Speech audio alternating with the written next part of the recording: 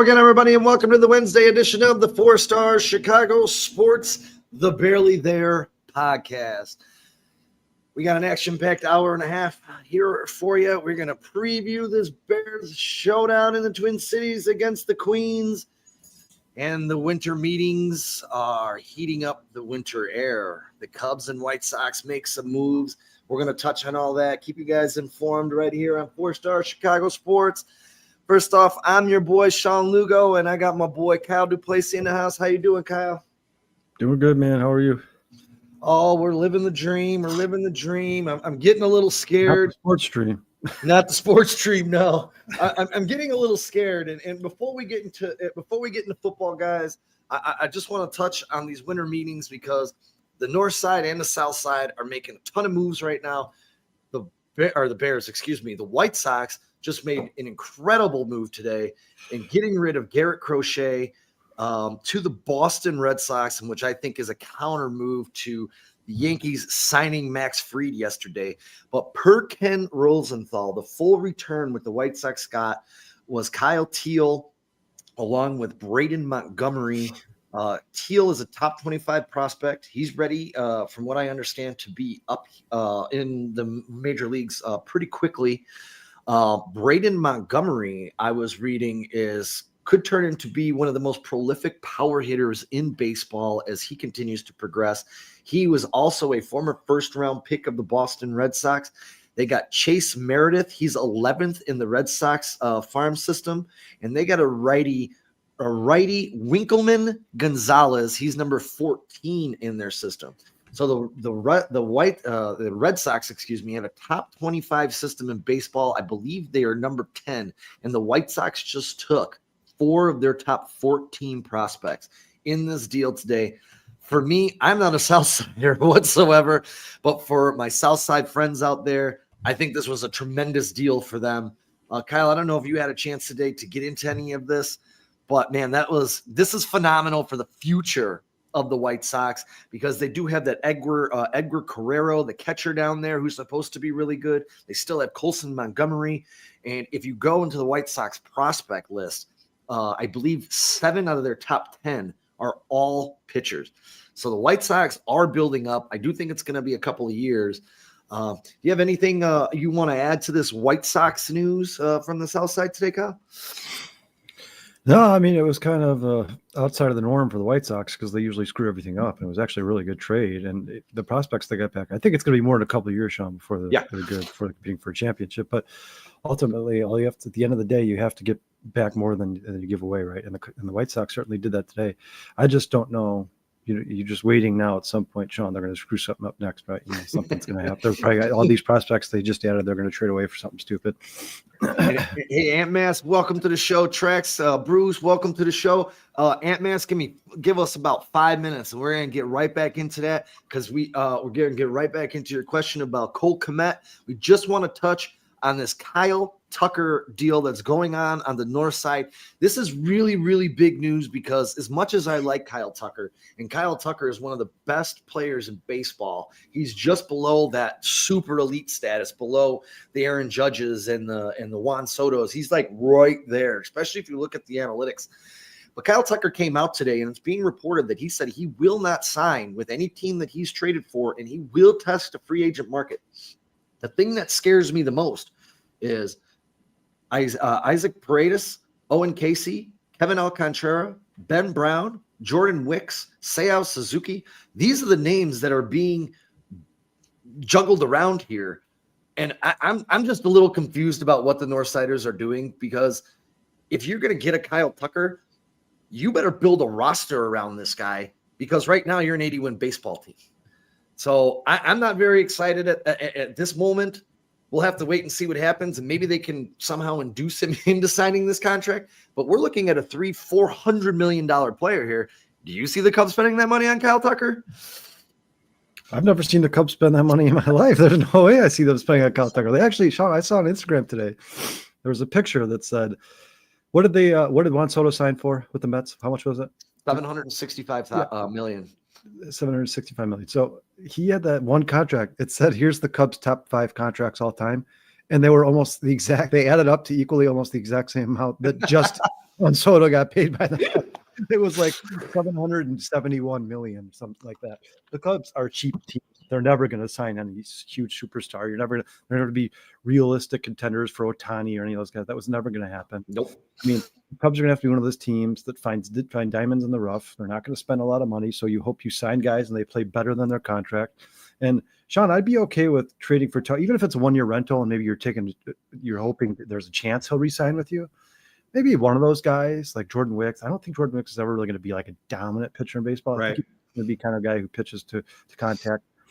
But I mean, all 5 of those guys, or even 2 of those guys, and the trade for Kyle for a 1-year rental, and when your GM just came out and said they're probably not going to be competing for World Series till 2026. So then why would you rent this guy for 1 year so you could sell tickets?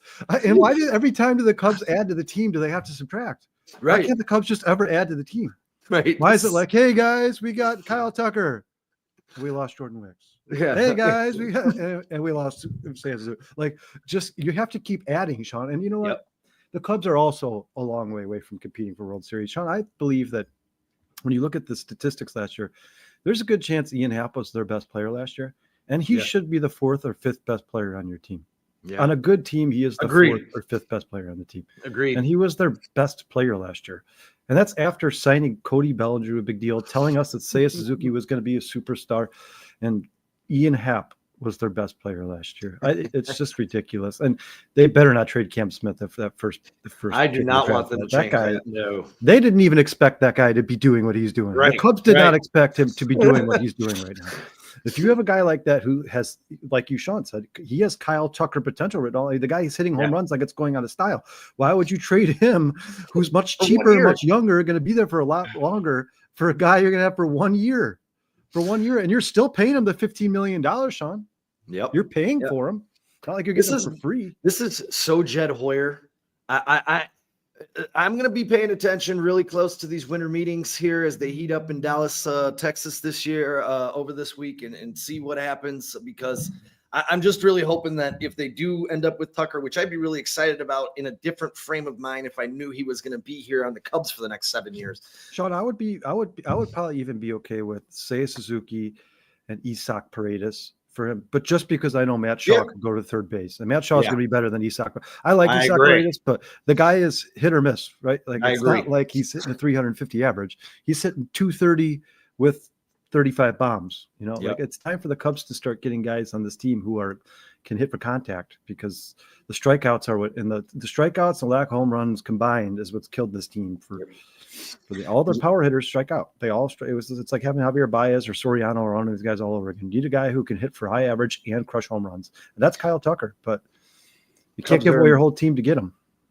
The Cubs might be in a little bit better shape, Trey, than the White Sox, but unfortunately, both management organizations seem to sit on their brains. So let's see what happens. And Trey, you might have missed this. I think you guys did a phenomenal job with that trade of getting rid of Garrett Crochet. It was a good job. We'll actually give Reinsdorf and the organization a clap for that trade today.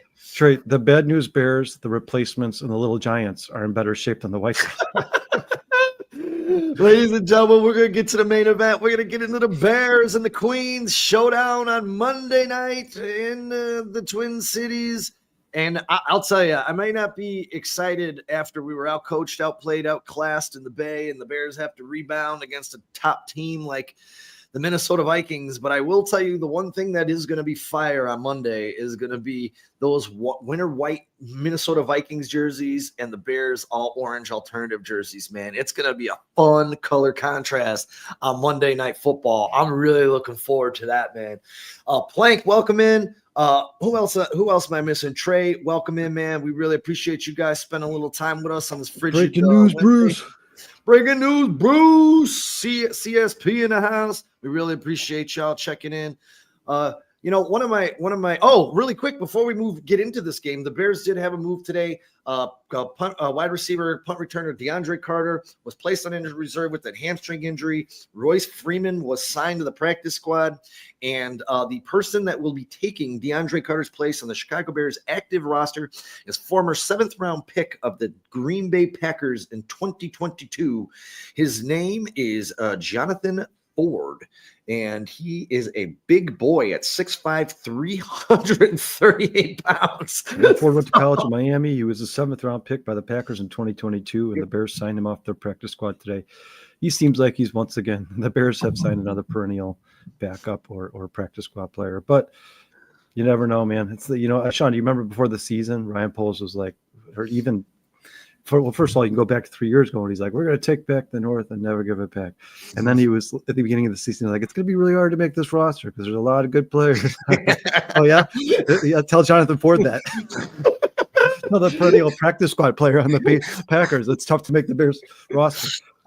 Well, I'll tell you this, with a 29% win percentage over his time here for Mr. Poles, things are getting a little hot under the collar.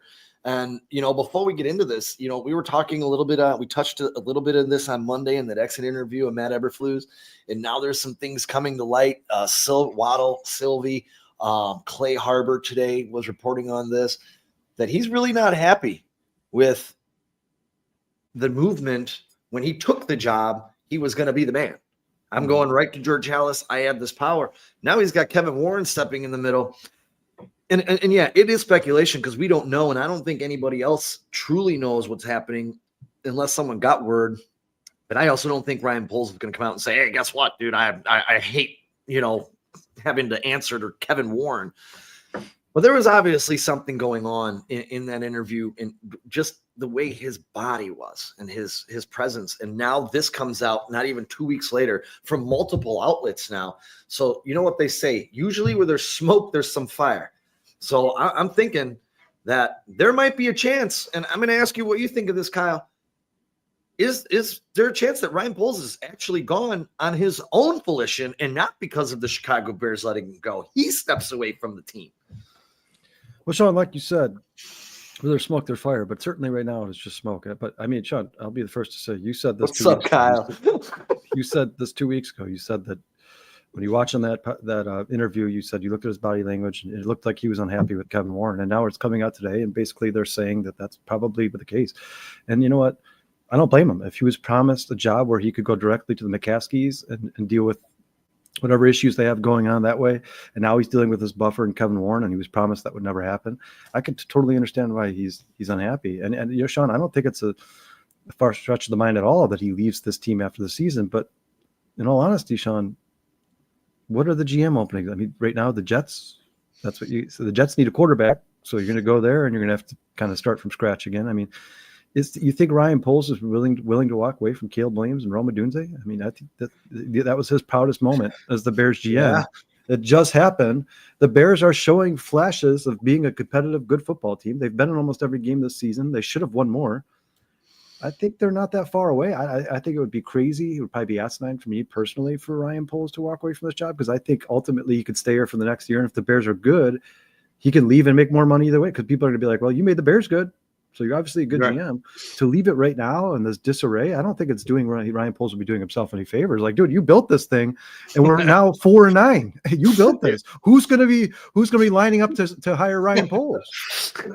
Yeah, it's interesting, and just shows more dysfunction in this organization, and just makes me sweat some more about getting this hire right, and just marrying this system together that every other team, and in a way, for me, if he did step away, say he did walk away from the Bears, I'm not saying, guys, this is going to happen, but I'm saying if he did step away, it would actually give the Bears an opportunity to hire the coach, the GM, and kind of do this thing right the way they didn't do it right when Poles came in.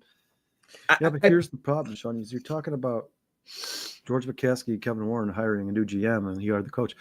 I mean, there's a chance, right? We both agree that there's a small chance that if Ryan Poles could rebuild the offensive line like he did in Kansas City, at least a big chunk of it, and maybe he gets lucky and hires a good coach, that this team is probably pretty close to competing, right? Sure. Yeah. If the McCaskies and Kevin Warren go hire a new GM, their GM, and it ends up being a Phil Emery, Ryan Pace type guy, that sets the Bears back another 5 years, man.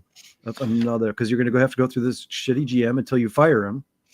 I mean, Ryan Poles is not a great GM. He's not, guys. And what he's done, if you can look at it on paper, this is not me being mad at Ryan Poles because the Bears have underperformed. since he's been here, he has been up and down, up and down, up and down, up and down, right? We've got the best of both worlds. We had the greatest trade ever, and then you have the Nate Davis signing and trade for Chase Claypool, all this different stuff. But I mean, Kyle, one second. Hold that thought. Hey, Ron, welcome to the show, man. It's the first time doing this. Sorry to cut you off, Kyle. I mean, the fact, Sean, that this team, I believe they are competitive. They really do, and I think they can compete for the NFC North shortly here in the next couple of years. I think that's the best case scenario for Bears at GM, right? Because we saw what Ryan Pace did. We saw what Phil Emery did. I mean, it's whoever the Bears hire next is probably not going to be better than Ryan Poles. That's what I'm saying. If I knew for a fact the Bears could hire somebody than Ryan Poles, I would want Ryan Poles fired right now. But I don't believe it. I agree. I agree with that. Hey, Ron, thank you for the sub, man. We really appreciate it. Thank you for spending a little time with us here on this Frigid Wednesday. What's up, Ron? Yeah, really quick, we're going to get back to your question there, Ant Mass. Isn't this the organization worth $5 billion? How come we're so dysfunctional and we don't have our own stadium? I think the stadium is going to come as soon as they figure their head out of their ass. But until the McCaskies are gone, it's just going to be this is the Bears until these clowns are gone. Hey, it took the old man to die for the Blackhawks to break a 60-year drought. It took the Cubs to be sold in order for them to break a 100-year drought. And I think that is going to repeat itself in Chicago. When these guys are gone, I think the Bears can become a dominant franchise. They haven't proven that they can be a dominant franchise as our owners. I just don't think they're ever going to sell. Yeah, and Trey, the answer is in your question. I mean, the fact that the Bears are worth $5 billion is why they're so dysfunctional. The fact that they're worth $5 billion is why the McCaskies are never going to get rid of them. Yeah. The McCaskies have to die. If the McCaskies, unless the McCaskies are forced into selling the Bears, like almost like a hostile takeover, they will not sell the Bears because they print money. So there's no reason for them to sell them. And as long as George McCaskey's in charge, the championship would have to fall into the Bears' lap for them to win one. So It's you guys don't even if Caleb Williams is one of the most dominant quarterbacks in the NFL, don't expect a dynasty in Chicago because the Bears will do 2 steps forward, 1 step back, 2 steps forward, 3 steps back. They'll do that until George McCaskey's gone. And let's be honest, and I don't want to kick it back to 85, but that team should have won multiple Super Bowls. I mean, let's be honest. There was some mitigating factors. That was the start of the revenue with the commercials, and Wilbur Marshall wanted to get paid and he didn't feel like he was getting paid, so he left the team, and that was a big hurt spot for the Bears when Wilbur Marshall left. And that was our best shot at a dynasty. We haven't seen anything like that. They can't sustain success. It doesn't seem. 2018 was a one-off. 12-4, went right back to being shit the next year. I don't know how this team. It looks as though, and to your point about Ryan Poles kind of building this up and being close, Kyle. It looks like they might be able to sustain some success finally because they have a guy under center that can help them do that, which they have not had. Sean, you killed it, Sean. I mean, their last back-to-back winning seasons were 05, 06. Their last 3 winning seasons in a row were in the late 80s. I mean, this is that's what you guys, it is exactly what you think it is. It's a losing culture. It's a losing culture. And unfortunately, even if Poles and Kevin Warren were the guys to change the culture here and turn this thing around, you're talking about a multi-billion-dollar organization that's been around since 1926. It takes a couple of years. It's going to take more than a couple of years to change the culture here. You have to get all the T's have to be crossed, all the I's have to be dotted, and everything has to align in a perfect line. You have to have the perfect GM, perfect coach, perfect quarterback, perfect offensive line. I mean, if the Bears have any just glitch in the system somewhere, any little wrench in the gears, they will find a way to make that the focus and destroy everything. I mean, like the Bears played to the deficiencies of this offensive line for the first 8 weeks of the season. It took them 8 weeks to go, hey guys, I don't think this offensive line can keep them up very long. I think maybe we should start doing some short passes, start getting them out of the pocket a little bit. I mean, it took them 8 weeks to figure that out, Sean. 8 weeks. And Trey, I'll be honest, that team in the 80s did dominate the division for an entire decade, but we only walked away with 1 championship. We got pasted twice by the Niners. I really thought they were gonna, what was it? Hanging out or going on by, hanging around, getting our kicks one more time in '86. Yeah, it didn't work out so well. Sean, and I wasn't alive in that time, 85, 86, but Correct me if I'm wrong. Wasn't the dysfunction massive then too? Wasn't Mike Ditka and Buddy Ryan like like sworn enemies? They wanted to kill each other on a daily basis, and that's probably what led to the downfall of that team. I mean, you can't have that much stuff going on inside with these guys who are so inside the locker room and can plan to continued success. That's not possible. And I do think there might be a slight possibility here. If and when, now I shouldn't say if, when Virginia passes, they sell this team.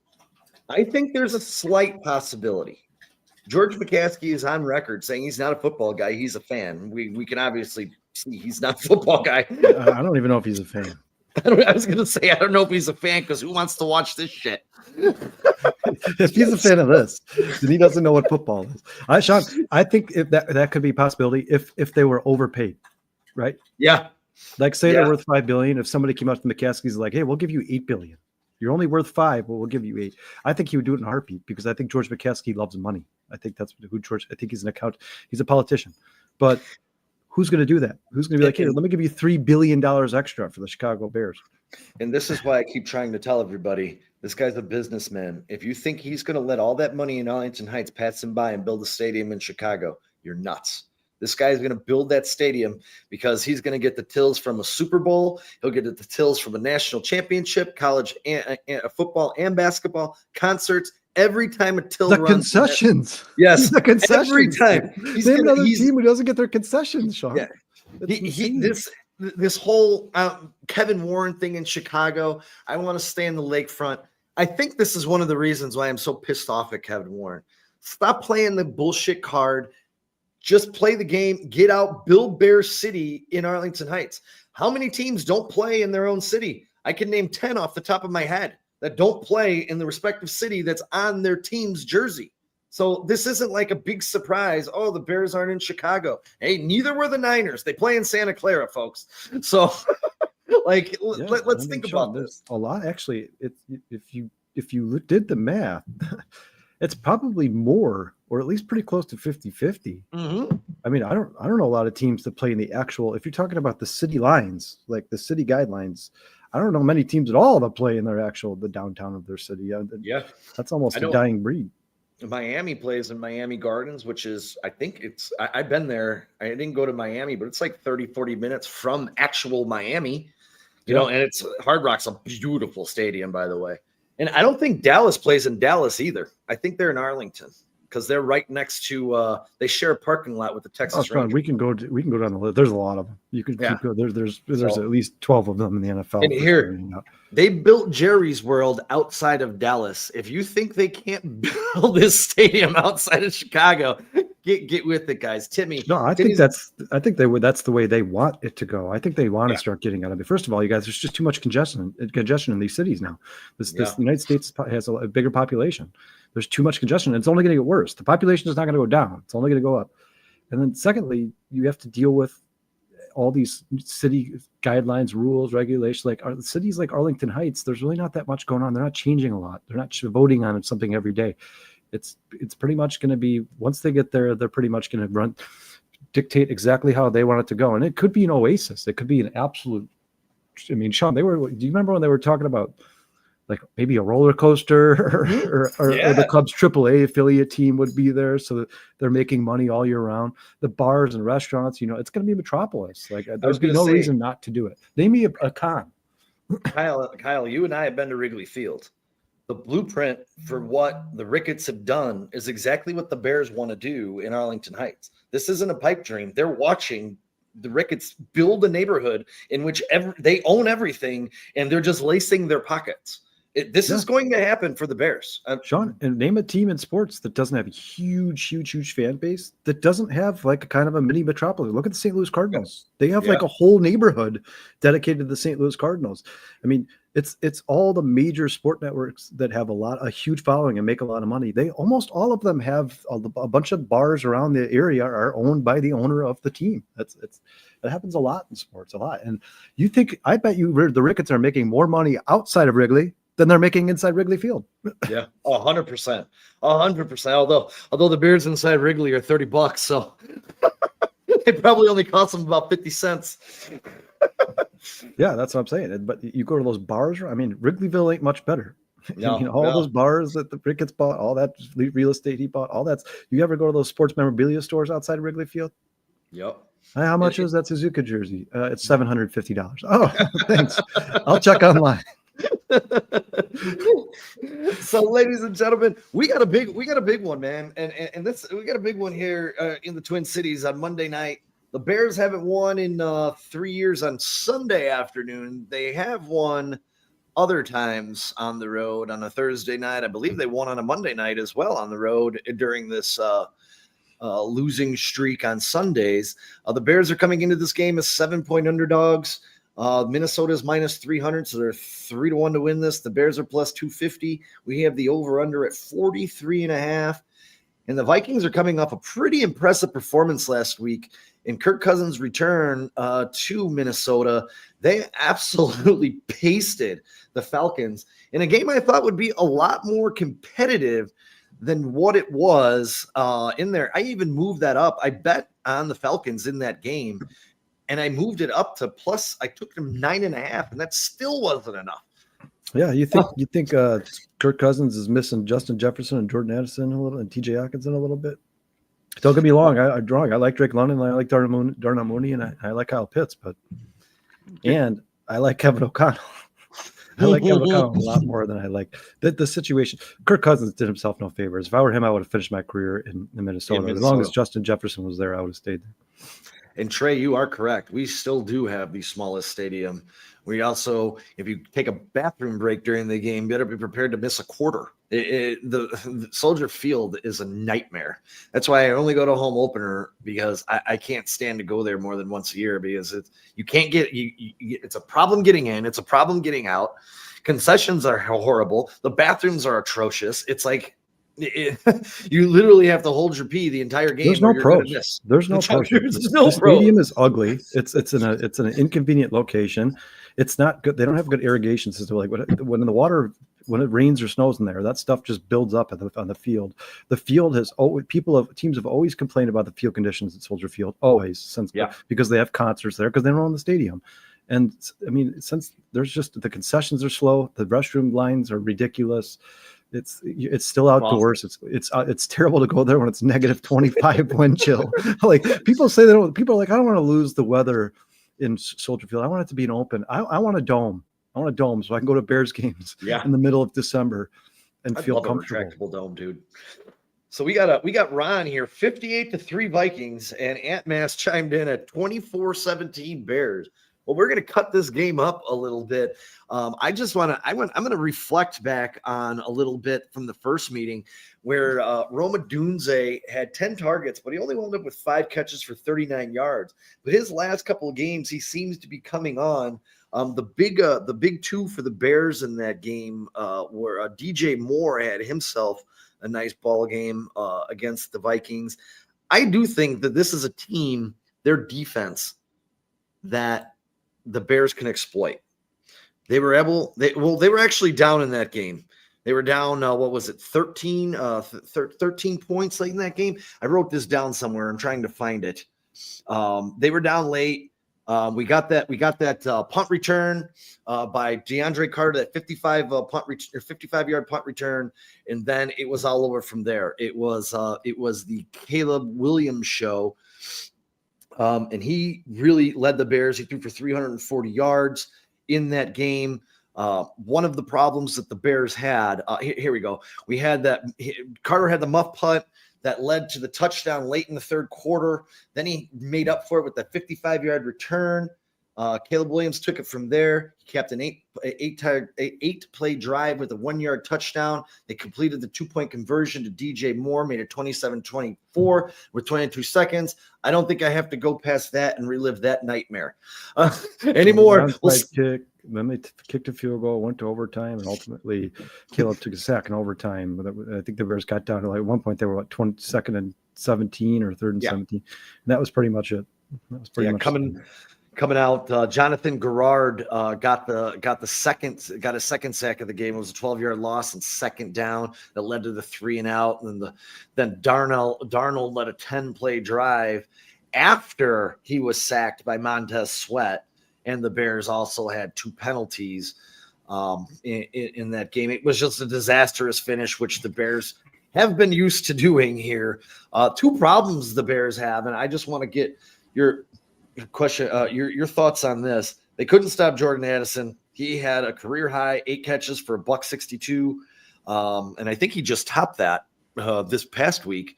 And TJ Hawkinson was the other one. He wound up with 114 receiving yards. Tight ends continue to remain to be a. Well, Sean, if you remember, TJ Hawkinson did all that damage in the fourth quarter. And he took it over the whole overtime.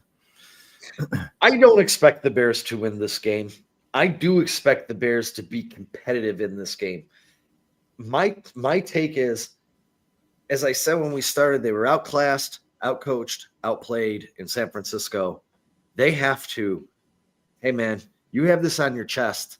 Let's go out there and show some pride against this division opponent and see if we can pull an upset on Monday night. I don't know if they can, but at least show some fight, show some pride, make us proud. Because I'm going to tell you, that was disgusting on Sunday. I mean, that game was over in the first quarter.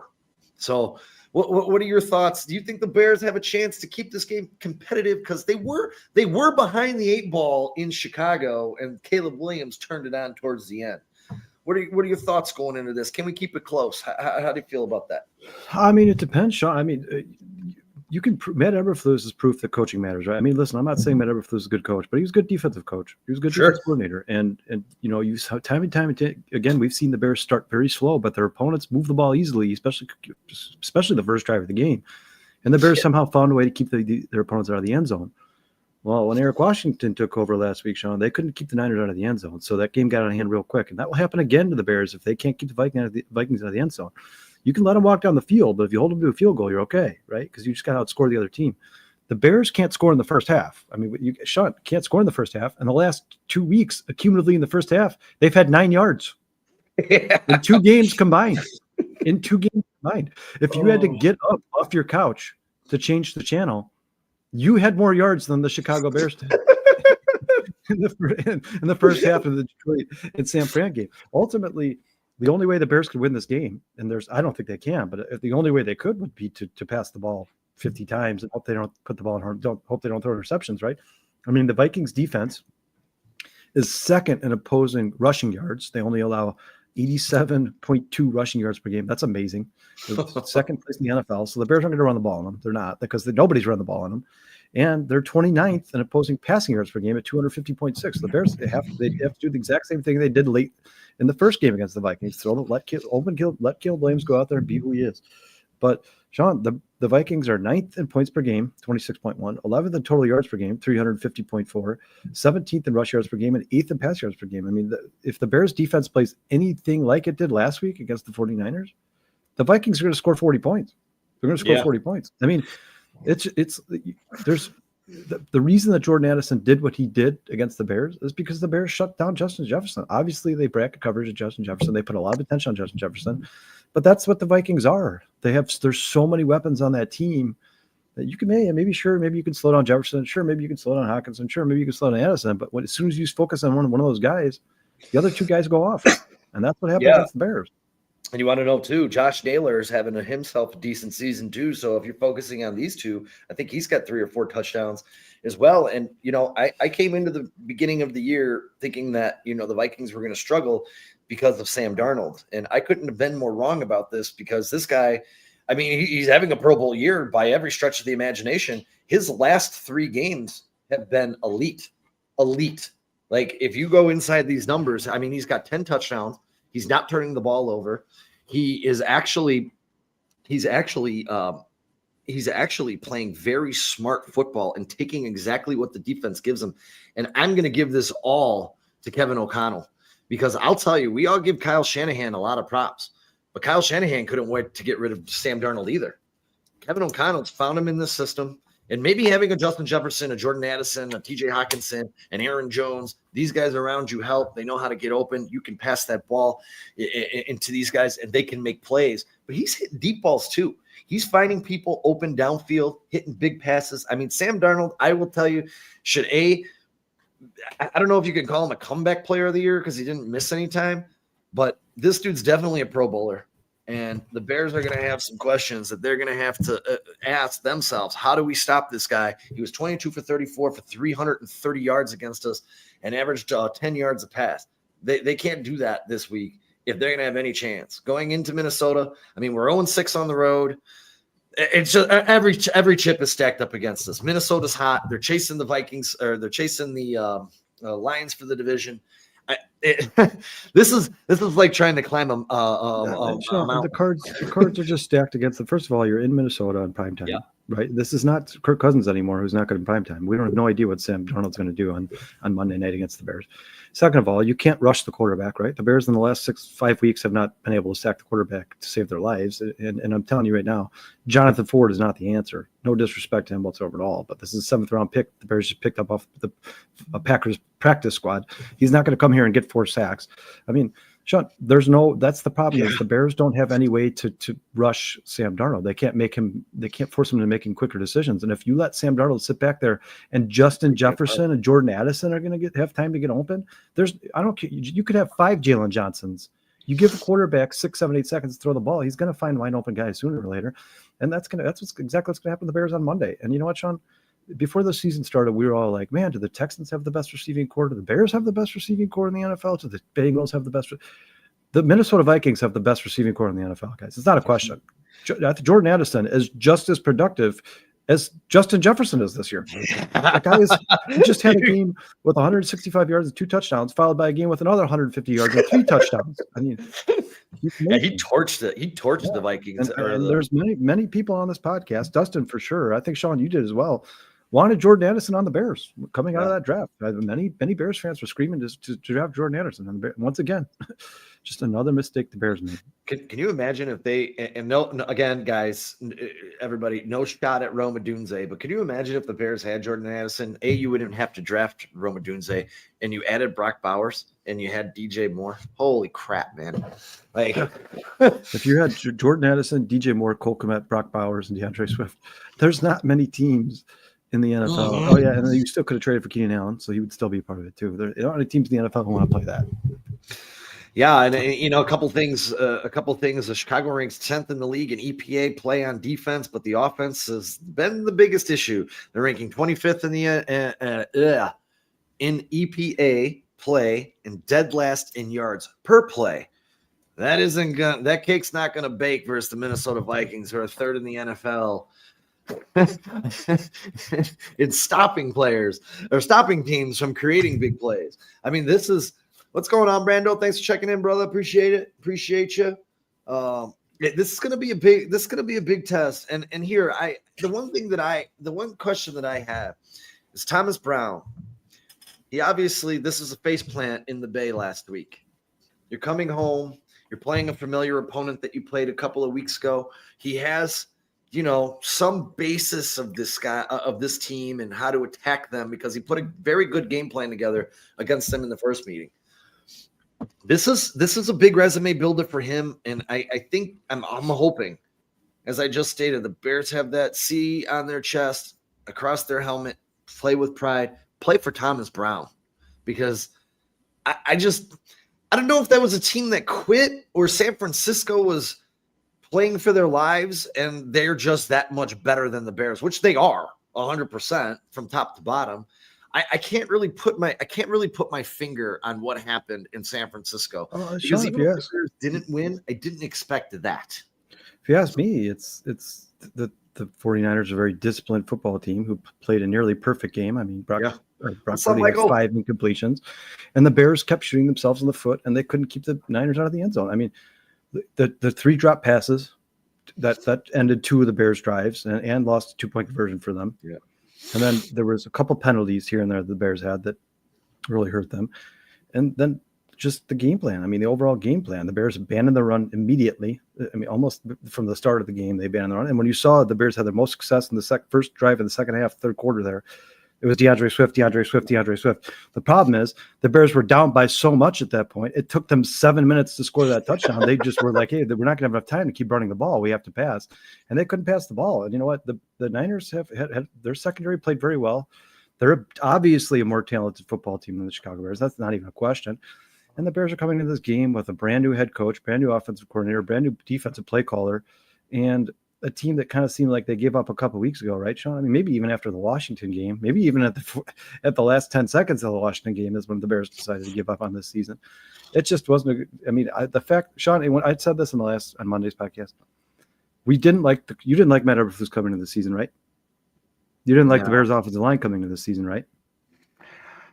I thought it was middle of the road. Okay, I thought it was middle of the road. You didn't love the Bears defensive line coming into the season, right? No.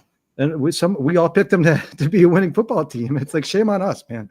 Shame on us. I mean, this team, and you have a rookie quarterback who's going to make rookie mistakes, and he has this season. I think that's part of the slow starts are partly due to the fact that Caleb seems nervous in the first half, man. It seems like every game on the schedule, I feel like Caleb's walking out in the NFL field for the first time in his life. Like it's the first game of the season all over again. Like, Caleb, just got to calm down, man. Deep breaths. And then, Sean, at some point, Caleb Williams is going to treat every single game in the NFL like it's another day at the office. That's coming. When the NFL slows down for him and he's not in fear for his life anymore, he will probably start to become the quarterback that plays the way he does in the fourth quarter, but all the time. All the time. I think us taking the Bears, we looked at those first 10 games of the schedule, based them off the last 6-7 games and how we finished, and said, man, these are some very beatable teams. And going into the season, I mean, none of us could have predicted that face plant against the New England Patriots. I mean, that was to get kicked in the balls at home like that by that team. I mean, that's one of the most embarrassing moments in the last 10 years for me, because this Patriots team is not a good football team. And we scored 3 gosh darn points. They are not a good football team. I mean, they haven't won a game since. So, yeah, it was embarrassing. And again, for me, there's a sense of pride. And these players, if you want to be checked out and you want to make business decisions like some people thought Jalen Johnson did in the Niners game, man, just don't play, because I don't give a shit if the season's over. I don't care. We're Bears fans. We deserve better, and they should have some pride in their abilities to come out and play a lot better football than what they did in San Francisco. And they should be wearing that on their sleeve against the Vikings this Monday night in Minneapolis. That's all I got to say. If this team gets destroyed, I mean, you're 100% correct, man. Effort has a lot to do with this. This is a big chunk of the pie. I mean, the Bears just are not trying anymore. And I believe that Zach was right on Monday when he said that Jalen Johnson made a business decision. I think he did. I think he did make a business decision. And I think a lot of the Bears are. And you know what? If it's not only are you embarrassing the coaches and the Bears front office and the fans by that effort they gave on Sunday, but I mean, individually, you should be ashamed of yourself, and your family should be ashamed of you too. I mean, if you're willing to go out to your job and what you're getting paid millions and millions and millions and millions of dollars to do, and you can't go out in the field and put in more than 50% effort, then you shouldn't be in the NFL. Yeah, I don't care how good. I don't care how much talent you have. If these guys can't go on the field and put 100% effort in, they should. Sean, I don't make millions and millions and millions of dollars in my job. I still go to my job every day and try my hardest. I try to do the best I can every single day and make as much money as I possibly can. That's my goal, right? But I would never. I have too much pride in myself to go out into my job and just not try and sit there and be lazy and give no effort. It's embarrassing, and the Bears fans should be embarrassed themselves. That's ridiculous. And you know what? That's not fair to Thomas Brown, who's already been put in a very, very, very tough position. Right. And guess who's checking in? Tyson Bajan's back in the house. What's up, Tyson? What's up, Tyson? How you doing, buddy? You might get in one of these games, buddy. He did. He did last week. Oh, he did. That's right. He was 1 for 1 for 6 yards, man. Nice job last week, Tyson. Nice job, buddy. And playing soundboard. Hell yeah, we deserve better. Yeah. I just want to see an effort. I'm okay if the Bears lose this game 31-21.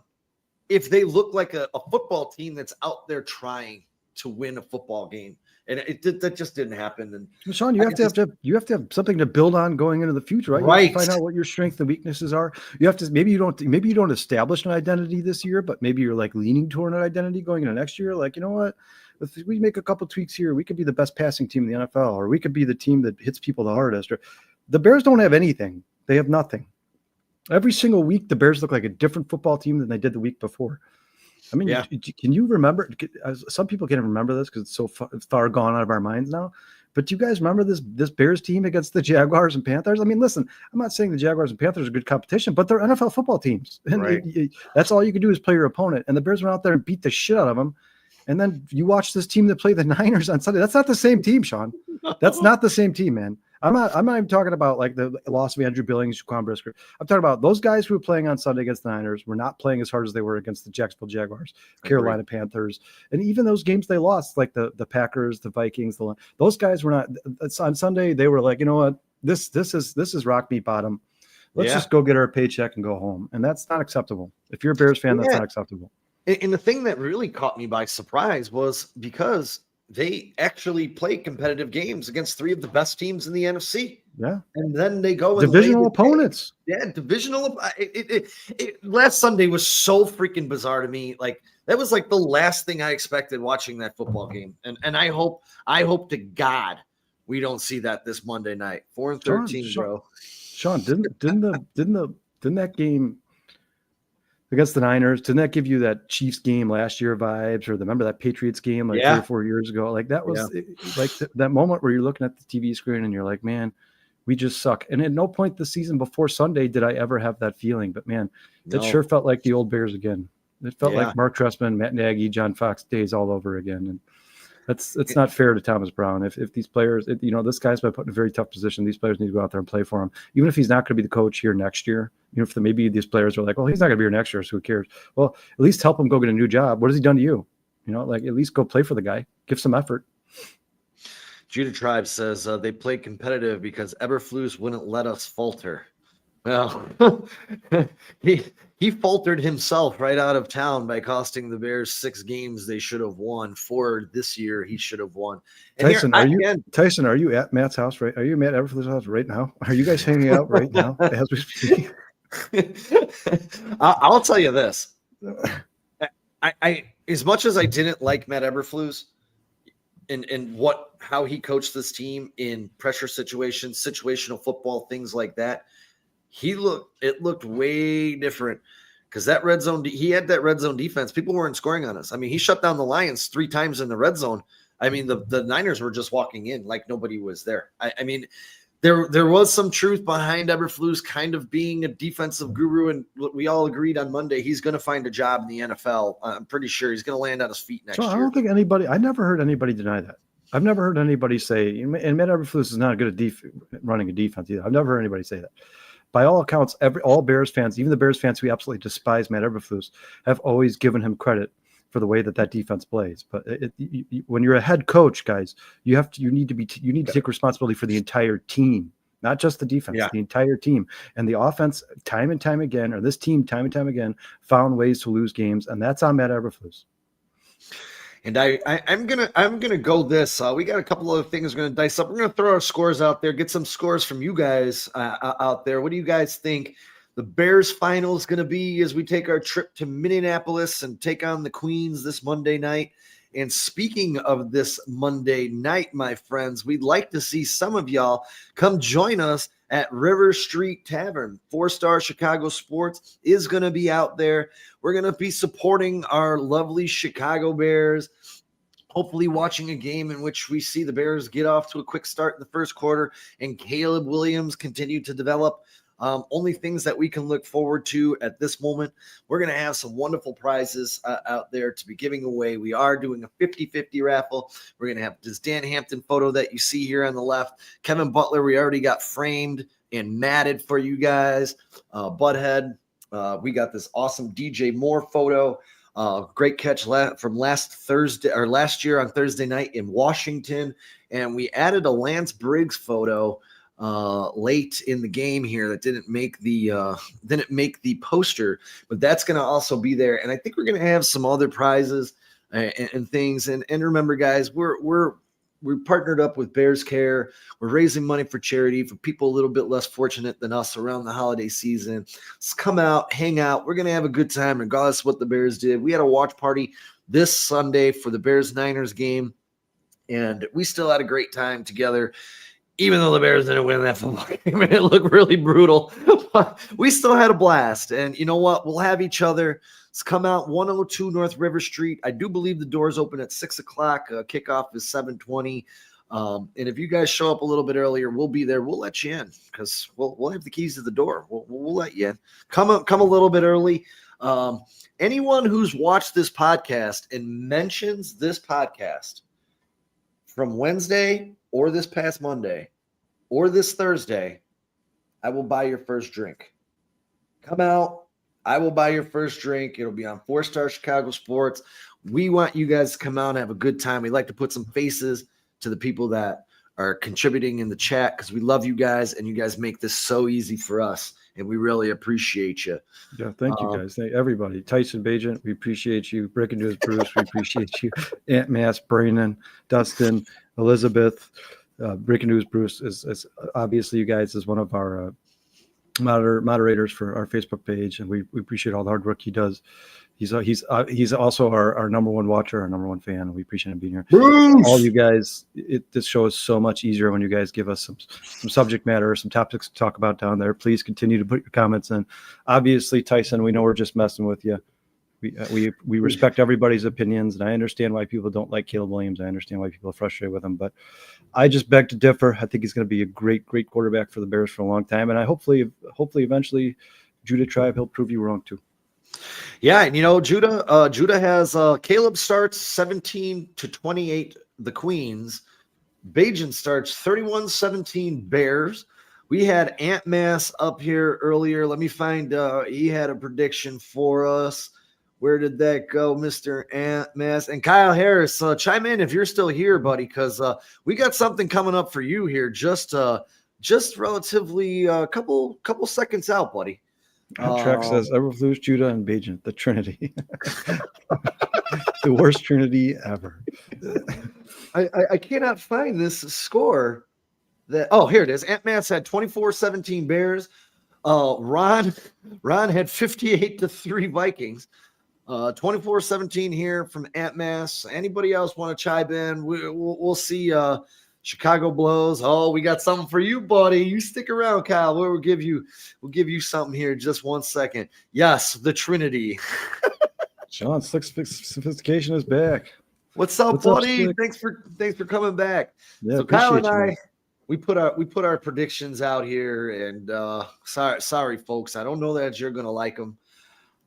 In the last game, as we stated, DJ Moore had 7 catches, 106 receiving yards, and a touchdown. Allen added another 86 in a receiving touchdown. I stated a little bit earlier as well, Roman Dunze had 10 targets, but he only wound up with 5 catches for 39 yards. I do think this is an defense, that the Chicago Bears can exploit a little bit. Hopefully they don't come out flat. I do think they can put up some points. I don't think they're going to put up enough points. I have the Bears losing this game 31-27 to the Queens, pretty similar to the game that happened in the Windy City. So, Kyle, what do you got this week, buddy?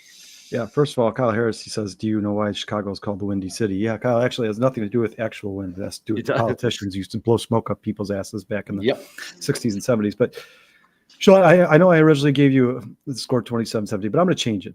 I'm still going to pick the Vikings to win, but after looking, I didn't realize that the Vikings were 29th in pass yards per game allowed. Yeah. That's bad. The Vikings secondary is just not good. We've seen it. Even Kirk Cousins, as bad as that game was, he still scored 3 touchdowns on them. I think the Vikings will win this game. I think they'll win it pretty handily, but I'm going to say 34-24. 34-24. I'll tell you this. I hope that's not right. I'm hoping it's a little bit closer to my prediction just because I think it's going to make for a more fun experience for us. What'd you say, 34-24? Yeah. I just think that the both teams will score a lot of points. I just think the Bears will continue to do what they always do, and they'll shoot themselves in the foot, and they'll screw up a couple drives. And then the Vikings will score on a couple drives more than the Bears because they don't make as many mistakes as the Bears because their coach is Kevin O'Connell. Yeah, and I said it on Monday's show, and I'm going to say it again. I do think Kevin O'Connell has quickly become one of the best coaches in this league. Sean, for me right now, if you said, hey, which coach do you want in the NFL? Right now, just because of Andy Reid's age, and Kyle Shanahan's obviously had some – I don't know if Kyle Shanahan – I don't know what's going on in San Francisco. It's the most injury-plagued team I've ever seen in the history of my life. Maybe it's just bad juju. I don't know. Maybe it's the training staff that they hired. Nobody can possibly know. But I would say right now – he would be my choice. Kevin O'Connell would be my choice to be the coach of the Chicago Bears. If I could pick from anybody in the NFL, that would be my choice. That's the guy I would bring here. I'm with you, man. That team has went through a lot this year. I mean, they lost their first round pick, passed away. They picked up Sam Darnold. They've had to deal with numerous injuries. They lost their left tackle. And this guy just has them humming. They have not lost. And they're pasting teams. It makes me a little worried for the Bears, but Ozzie Newsome picked and hired Ian Cunningham. I'll let him coach and finish the roster. Pick the coach. I did not know that. I don't. Well, it was a collective. It was a group decision, but yeah, I mean, Ozzie Newsome, I know he had some rapport with Ian Cunningham before he came to the Bears, and I think Ian Cunningham should be just as liable for the mistakes that Ryan Poles has made as Ryan Poles. I mean, these guys don't make a decision without each other, guys. So all these people love Ian Cunningham. If you love him, then you love Ryan Poles, because the two their careers are tied together right now. Bears are trying to create an artificial title town. The problem is you got to win. I don't exactly know what that means. Be honest with yourself. You actually think Pagent could do worse than this guy? Highly doubtful. Obviously, Tyson is always selling himself. He does put in a lot of hard work there. We appreciate it. With Pagent, we'd be 10-3 at worst. Hold on. I got something. Hey, Tyson, I got a video for you, buddy. I got a video for you, man, because I love you so much. Too much about it. I was too busy grinding my absolute face off in the off season. Too much about it. Yeah, Judah Tribe, let us know when you find the Yeti and Bigfoot and the bottom snow and all that. Let us know, man, and you find all these flying pigs. If you think for a second that with you at quarterback we'd be 10-3 this season, you are absolutely insane. But we love your contributions, buddy. Yes, of course. So, Mr. Kyle Harris, you and my buddy Kyle Duplessis had a little argument last week. I wouldn't say an argument, a disagreement, a friendly disagreement over a couple of wide receivers in this NFC North. And I'm going to let Kyle take the floor. I saved the picture. For you. I just wanted to put that up really quick. Where you at, Jaden? Yeah. So a couple weeks ago on the show, Kyle Harris and I obviously disagree. He said Jaden Reed was a better receiver than Jordan Addison. I said Jordan Addison's probably a better receiver than Jaden Reed, but certainly better at downfield targets or downfield catches than Jaden Reed. And we agreed to disagree, but I mean, Kyle, obviously 3 weeks, a month is a very small sample size in the NFL. These guys are going to be in the NFL competing against each other for a very long time. But man, did that not age well for you. Since we've had that discussion, Jordan Addison has like 450 yards and 7 touchdowns or something like that. And Jaden Reed has like 6 catches for like 52 yards. Sean, you might have the numbers in front of you. I don't know what it is, but I know in 2 games alone, Jaden Reed this past week and Jordan Addison this past week and then Jordan Addison against the Bears. Those 2 games alone, he had over 300 yards and 5 touchdowns. It was he had 133 and 163, so that's 269, 369. I mean, what's that? Oh no, 269. Sorry, 269 in the last 2 games. What are you talking about? Once 163 and 133. Yeah, that's more than 269. I'm doing air math. You're right. 163 and 133. Is that what you said? Yeah, it's 296. Yeah, 96. It's almost 300 yards. Yeah. Yep. And he had what, 3 touchdowns last week? Yeah, so he had 5 in those 2 games combined. He had 5 touchdowns, and Jaden Reed had a game with 0 catches against one of the worst secondaries in the NFL, mind you. And Kyle, I'll say this, Harris. I'll say this in your defense. I actually had Jaden Reed over 60 yards, actually over 45. It closed at 60. When it closed at 60, I was sitting there like, oh my God, this is money in the bank. I got this. And then the Packers just didn't use him. I mean, going into the fourth quarter, he had 0 targets in that game. I actually text you guys in the group chat. I'm like, hey, did I miss Jaden Reed getting hurt or something? Like, where is this guy? And it's like, then he had a catch. No, Sean, wouldn't you say that Jaden Reed? I like Jaden Reed. I really do. I've actually been quoted on the show saying at one point I thought he was the best player in the Packers, but Jaden Reed has a very specific skill set. It's very specific. He's not.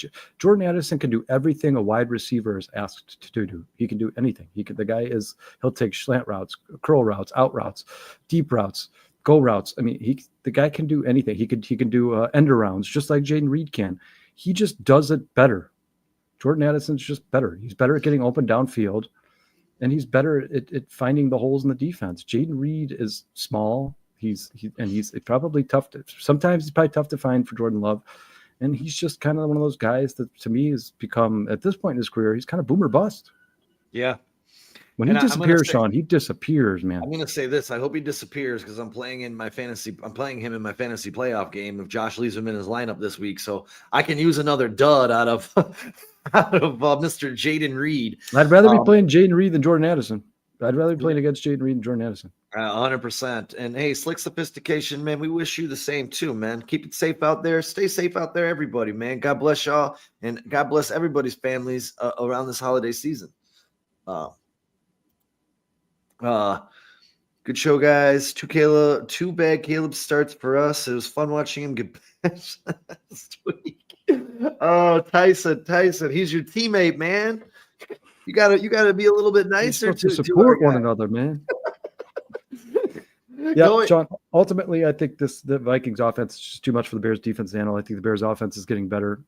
I think Caleb Williams can have a good game against this porous Vikings secondary, but ultimately the Bears will make too many mistakes and will fall short once again. It wouldn't surprise me if it's one of those games where the Bears have a chance to kick a field goal to win the game, and they have like 3 sacks and 6 penalties in a row, and it ends up being like 3rd and 48 or something like that, and they end up losing the game. That wouldn't surprise me at all in any way, shape, or form. But the Vikings are a better football team than the Chicago Bears. Oh, 100%. They are. And coached they should win this game better. At home. They should win this game. So isn't this going to be ironic? Sean, didn't you, real quick, sorry to cut you off, but didn't you say that what'd you say was the bet of the week? Like everybody's betting of the week? Oh, right now, and it's still early. It was the Vikings -7. Yeah, that's like the most popular bet of the week right now, right? There's a lot of money being laid on the Vikings. So obviously not a lot of people have confidence in the Chicago Bears winning this game or even getting within a touchdown. Well, I'll tell you this right now, when it comes to that specific, and I wrote something down here about that because I wanted to share it with everybody, and I don't know, I got so much stuff written down here. I don't know where I put it. Oh, here it is. No, that's not it either. It had to do with the Bears. The Bears have not covered on the road in quite some time. Actually, they did cover on the road against Detroit on that backdoor. They had a backdoor cover against Detroit. But outside of that, they have not covered on the road this year since, I believe, Indianapolis. Where the hell did I write that in here? I wouldn't be blown away if they covered the spread. That wouldn't surprise me. The Vikings can't stop a nosebleed when it comes to throwing the ball. And I think the Bears defense is good enough to at least slow them down. So I think it could end up being like 24-28, something like that. But there's not a chance in hell. I'm not going to pick the Bears to win a game for the rest of the season, Sean, because that has bit me in the ass too many times now. I will tell you this, man. And we were talking about Sam Darnold smoking. Hold on. I think we got a new joiner here. Ooh, sorry. Hey, patio furniture. Patio furniture. How you doing, man? Hey, thanks for joining the show. Hold on, we're gonna get you.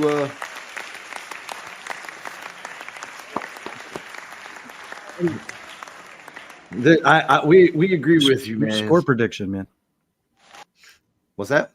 I said, Patio, give us your score prediction. Yeah, I agree with you, man. Judy Tribe is hilarious, man. I think some of the times he's probably being a little sarcastic, but yeah, he's obviously not a huge fan of Caleb Williams. He says, I love that Notre Dame game he played. He told me a lot right there. So he's talking about the game where Caleb obviously struggled quite a bit. And then he says, Patio furniture. Trust me, it's all genuine hate. And then Mike says, bear down, guys. Sean, what else do you want to get into here? We were talking about Sam Darnold smoking, and I couldn't find this because I wrote so much stuff down for this game today. But in the last 4 weeks, I don't know if anyone's noticed this, man. He's thrown 11 touchdowns, 0 interceptions, including his 5-score performance last week against the Atlanta Falcons. And I mean, he obviously threw 330 and 2 scores against the Bears a couple of weeks ago. I just continue. I'm sorry, man. I just continue to be impressed with Sam Darnold. And, sometimes I'm just dead wrong about things. I smack me in the face because, Jesus, man, I have been dead wrong about this guy. He's just lit it up. And Good for him, man. I'm really excited for him because he was a former first-round draft pick. He really had a hard time finding some footing in the NFL. He was tossed around from Carolina to San Francisco. He had a couple other teams mixed in there. And I'm happy for him. Unfortunately, he had to land on his feet in Minnesota. I love these kind of stories personally. I really do. And I'm very happy for him. This is why I've always been a little infatuated with Geno Smith, because it took him so long to get going in the NFL. And he may not be a world beater, but he's definitely turned himself into a damn good quarterback in Seattle. So I love these kind of stories, man. Yeah, and you know what? Sam Darnold is probably not as good as he looks right now, as good as he's playing. I think a lot of that has to do with Kevin O'Connell. I also think that even with Kevin O'Connell there, the influence he has on Sam Darnold, I still think Sam Darnold's probably playing better than he actually is. I mean, Sean, nobody projected Sam Darnold to have 28 touchdowns and 10 picks. Nobody. That's ridiculous. That would be one of the best quarterbacks in the NFL. Do I think Sam Darnold can sustain the success? Absolutely not. Not any chance in hell. I think we've seen when we saw Sam Darnold play for the Panthers and the Jets, and when we've seen Sam Darnold here play for the Vikings, I think it probably meets somewhere in the middle, right? Like, he's probably not as bad as he looked on those terrible teams, but probably not as good as he looks on with Justin Jefferson, Jordan Addison, and Kevin O'Connell as coach.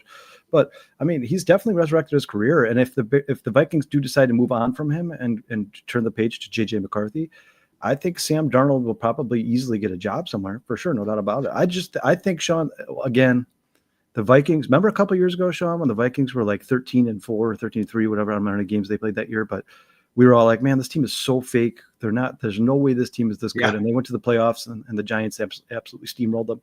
I think that Vikings, it's going to happen again. I'm not saying they're going to get steamrolled, but I think the Vikings are going to be finished with a good winning record, double-digit wins. They're going to go to the playoffs, and they're going to get beat in the first round. I have a question for you, Judah Tribe. What is the genuine hate? I mean, are you a Notre Dame guy, or what's the genuine hate for Caleb Williams? I'm just curious. Judah, who hurt you, man? Right. Thomas Brown is trash.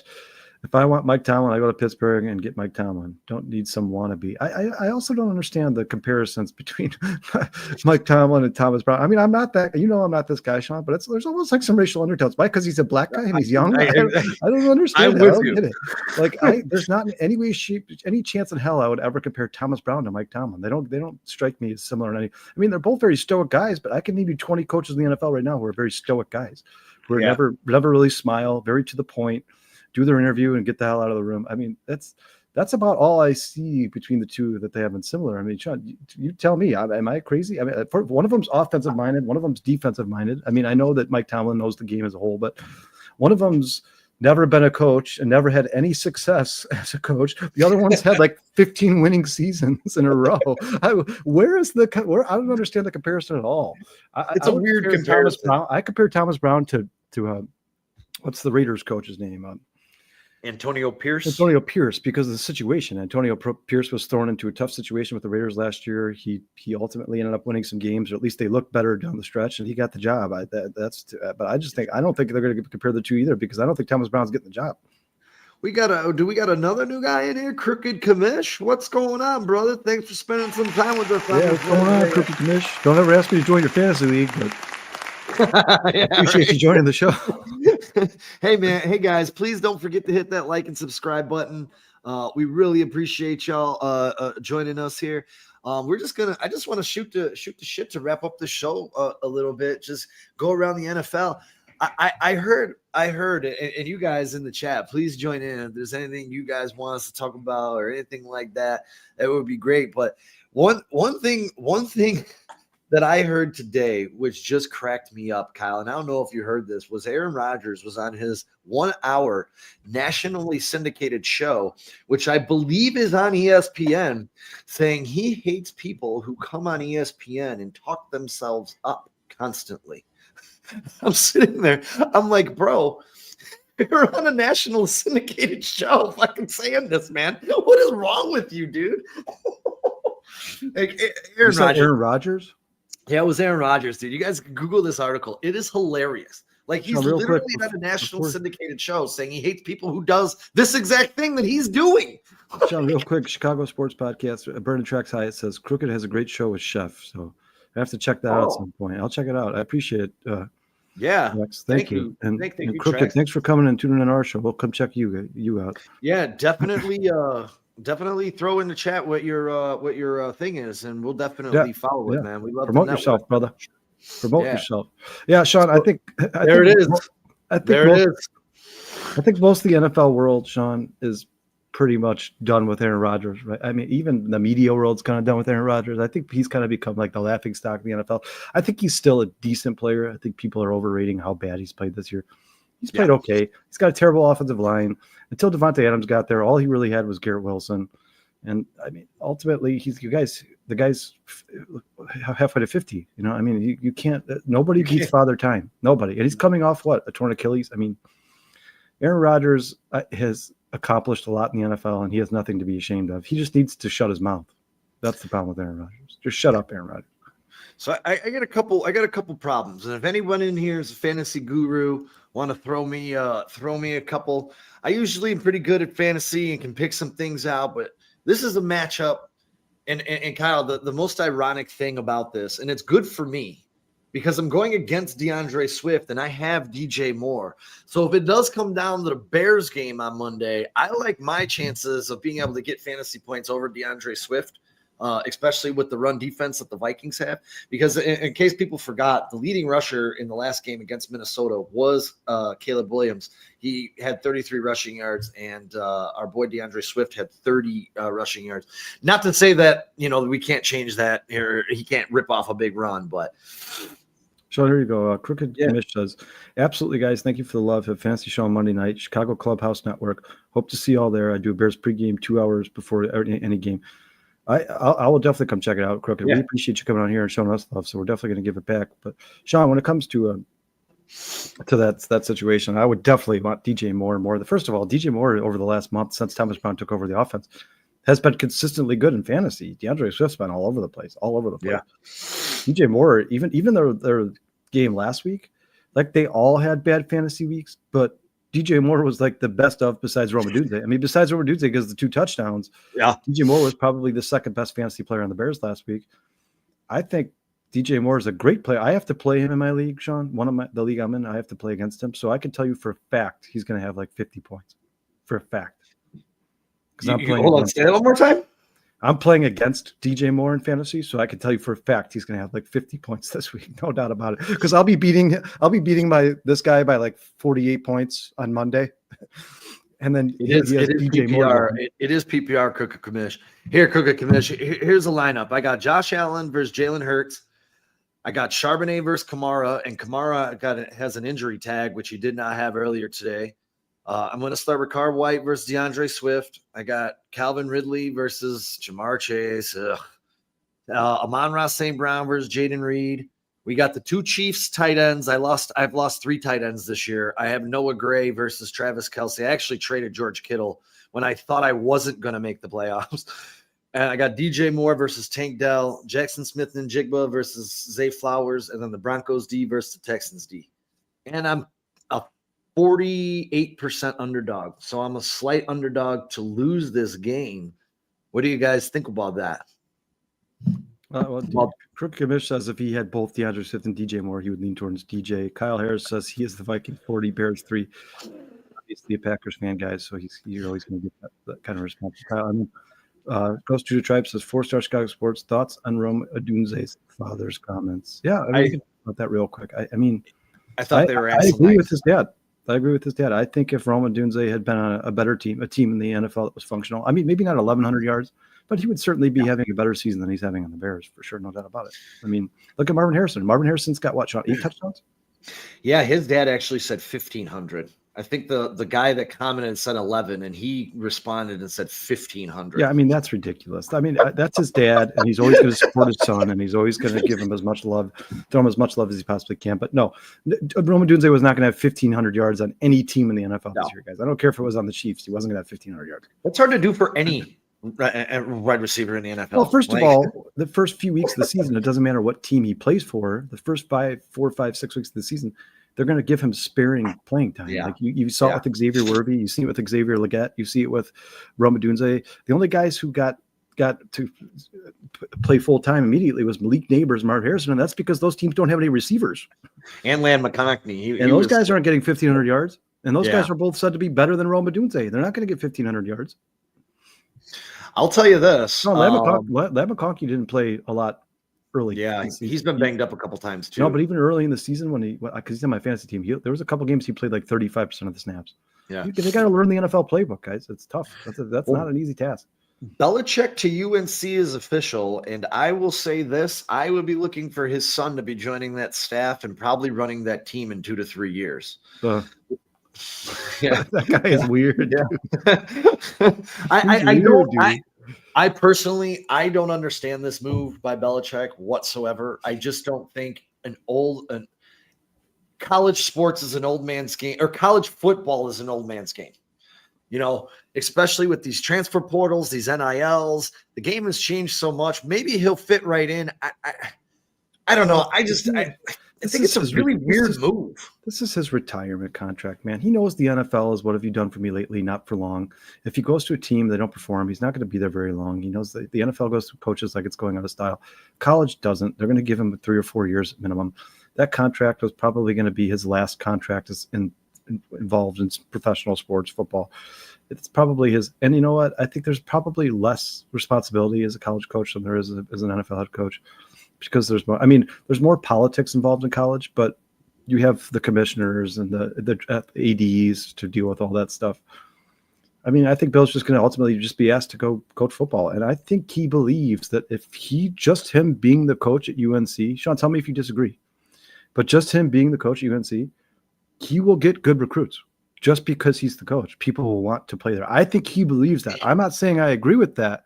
But I think and Sean, if you're a college kid and you have prospects of becoming an NFL player, would you be upset if Bill Belichick was your college coach? I wouldn't. I'd play for him for sure. I'd be like, when I was trying out for NFL teams, when I was at the combine, I'd be like, you guys know who I just played for? I just played for Bill Belichick. And that makes sense. That makes perfect sense. I guess for me, maybe if he was 65, it would make more sense. The whole 72-year-old thing is just be 73. He'll be 73 years old. It's odd to me. I wish him the best of luck. So good. I got nothing against Bill Belichick, man. I know he's neither. People consider him to be very short and very kind of an asshole, but he's a very good football coach. He brought us. If you guys are just football fans, if you're not constantly just worried about the Bears, watching the Patriots was fun. With Tom Brady and Bill Belichick for the last 20 years. It was one of the greatest sports stories in my lifetime, the dominance that they had together. I hope Bill does well there. I hope he goes there and wins the championship, but ultimately I don't really care about him anymore. You're going to have to keep him away from those daughters. He likes them young. Hey, man, I don't know. More credit to him. More props to him. You know what, though? He's going to be on a college campus now. You know, there's some fuzzy lines that can be rode there, Billy. Keep that in your pants, man. Jesus. Bill and UNC got a big bump in recruiting in the Boston area. Yeah, no doubt. Discipline and accountability. Yeah, he's. I heard Bill is going to coach a college. Yeah, it's unconfirmed, Ron. He is the coach of UNC, University of North Carolina. And to answer your question, Cooker from earlier, yeah, and I think it's probably 3-1, maybe 4-1. I don't know for a fact, but I'm gonna say it's gonna be pretty. It's gotta be pretty close. I'm pretty sure every team in the NFL's punter has more punts than their quarterback has touchdowns. So. Before we wrap this up, we got like 10 minutes or so left. I just want to get this out because I'm so stoked. I'm so stoked for Sunday, and my fantasy playoff game has so many implications with Amon-Ra and Josh Allen. Guys in the chat, Kyle. What are your thoughts on this? What I think is going to be a titanic matchup, and I'm going on record. I said it on Monday. I'm going to say it again. I'm taking the Bills in the upset. It's not really an upset because the point spread's only 1.5, so it's not like they're saying the Lions are going to. Yeah, and the 1.5 is because they're the home team. Correct. That means that Vegas was in a deadlock, and they were like, "All right, just pick the home team." You know where I stand. I think the Bills, if Josh Allen plays the way he's capable of playing, like he did last week, I know they lost that game, but you guys go watch that game. That block punt is what killed the Bills. That block punt for a touchdown. That's what ultimately killed the Bills. And their defense did not play well. I think they're better. Their defense is better than they played on Sunday against the Rams. I think with Josh Allen plays at his best they are right now, and they're going to get Keon Coleman back here soon at some point. And that guy, I don't know if you guys remember or not, but before he got hurt, he popped off. He finally found his bearings in the NFL. And now you got Amari Cooper who's starting to get comfortable in this offense. They've started to use this three-headed monster in the backfield. It sucks my fantasy team because I have James Cook, but now they got James Cook, Ray Davis, and then Ty Johnson, whatever his name is. But they're a very good football team, and they're going to be very tough to beat down the stretch. I have the Bills winning that game 27-24. I'm right around there. I'm because I'm going to be greedy in fantasy. I'm hoping for like 41-38. That's a possibility. I just think, right now the Lions can afford to win. The Bills are, since they lost that game against the Rams and they now have 3 losses, they're starting to feel the pressure a little bit. It's time for the Bills to hammer down and start winning football games. I mean, yeah, and unfortunately, because they lost this game in Los Angeles last weekend, they're going to have a very slim to none chance of having a home field advantage against Kansas City. Because I personally do believe it's going to be Kansas City versus Buffalo in the AFC Championship. I mean, Sean, if you can say that Trevor Lawrence home away from home is London, then Josh Allen's home away from home is Kansas City, because I feel like he plays there every year in the playoffs, right? Every single year he plays there in the playoffs. And we talked about this on Monday a little bit. The Chiefs have been a good team. Good teams find a way to win. But when you play other really good teams like the Bills, I mean, they just went to Buffalo and Buffalo upended them. It's going to be different in Kansas City. You got that winning culture. You're going to have Pat Mahomes with that, being Pat Mahomes come playoff time. But I just feel like this is Josh Allen's year, man. And I know it's a little difficult because he doesn't have like a George Pickens or a CeeDee Lamb, around him. He doesn't have that big guy, but he's Josh Allen, man. He's Josh mother effing Allen, and he is the best player in the NFL. Sean, until the early struggles this year with Deshaun Watson, Amari Cooper is absolutely one of those guys. You could easily compare Amari Cooper's stats in his good seasons to that of I agree. George Pickens, no doubt about it. And then Shakir is certainly no scrub. He reminds me he's a very good slot receiver in the NFL, very good slot receiver in the NFL. And like I said, when Keon Coleman, before he got hurt, he looked like he was going to be another George Pickens, Amari Cooper type player. I'm telling you, when that team is healthy, if they get healthy, because we never know. You never know what's going on with Keon Coleman. You never know what's going to happen in the future. But if that team gets healthy, could you think of a team that wants to play the Bills in the playoffs? I mean, they can outscore anybody. They can outscore anybody. And you know what, Trey, I thought the same thing. I still drafted him because I was like, you get those rushing touchdowns, those rushing yards kind of makes up, for the dip and passing touchdowns. But man, he hasn't skipped a freaking beat, dude. Like what's his average? I got it 24.95. I mean, that's pretty damn good. Well, what do you have last week, Sean? 70? 61. Jesus, dude. You know what? If they could have somehow got that onside kick, and can you imagine if they got that onside kick and he scored another touchdown? Oh, can you imagine if he had 7 touchdowns? He would have had 75 fantasy points. I would have. Josh Allen wasn't the problem. Josh Allen wasn't the problem. Every time Josh Allen got on the field, he scored. The problem was, he says, well, when you're only targeted one time, he's talking about Jaden Reed. Yeah, but I mean, Kyle, why? Why is he only targeted one time? If he's open all the time, he's going to be targeted more than once. I mean, people keep telling me Jordan Love's a good quarterback. He doesn't miss open receivers, right? So why is he only being targeted one time? Trey, I have him as the MVP this year. I do. He is the MVP this year. People keep saying Lamar Jackson, but Lamar Jackson his team is 8-5. Yeah. Right? Aren't they 8-5? Is that the record right now? They're 8-5. Yeah, the Steelers are 10-3. They're 2 games behind in their own division. So, and here I'll tell you this, Kyle. Do I wish he was a Bear? No, he wishes he was a Bear. If you go back to his pre-draft interview, he said, when you get drafted, who do you want to get drafted and who do you want throwing touchdowns in the NFL? He goes, the Chicago Bears and Justin Fields. Now, he is from Chicago, so I'll give him props. He was raised a Bears fan. He's got it in his heart, my friend. He's got it in his heart. As bad as we are, we still bleed blue and orange.